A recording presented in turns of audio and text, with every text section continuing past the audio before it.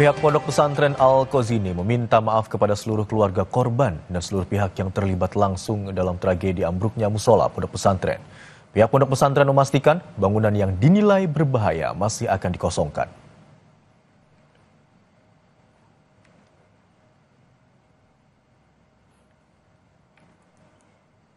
Bersama-sama bergabung di tempat ini, kita bersinergi, kita bekerja, teman-teman melihat dan mempublikasikan kepada masyarakat, sehingga kegiatan yang telah dilaksanakan sejak tanggal 29 September dan hari ini masuk di hari ke-9, kita telah menyelesaikan pelaksanaan operasi pencarian dan pertolongan terhadap korban.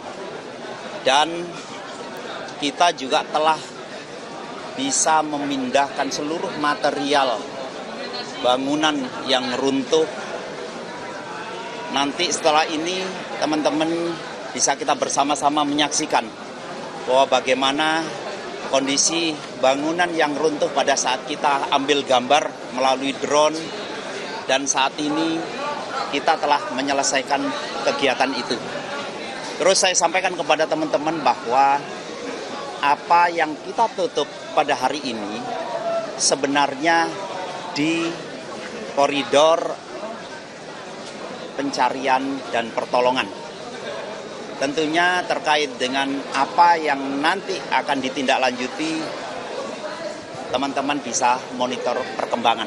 Yang pasti pada saat Badan SAR Nasional selesai melaksanakan tugas di sini masih disupervisi langsung oleh BNPB. Jadi itu yang ingin saya sampaikan kepada teman-teman. Terima kasih atas sinerginya selama ini. Mudah-mudahan apa yang sudah dilakukan teman-teman juga tidak sia-sia. Artinya menjadi bagian amal ibadah dari teman-teman untuk bisa menyampaikan bahwa apa yang sudah dilakukan oleh teman-teman rescue untuk tersampaikan ke publik.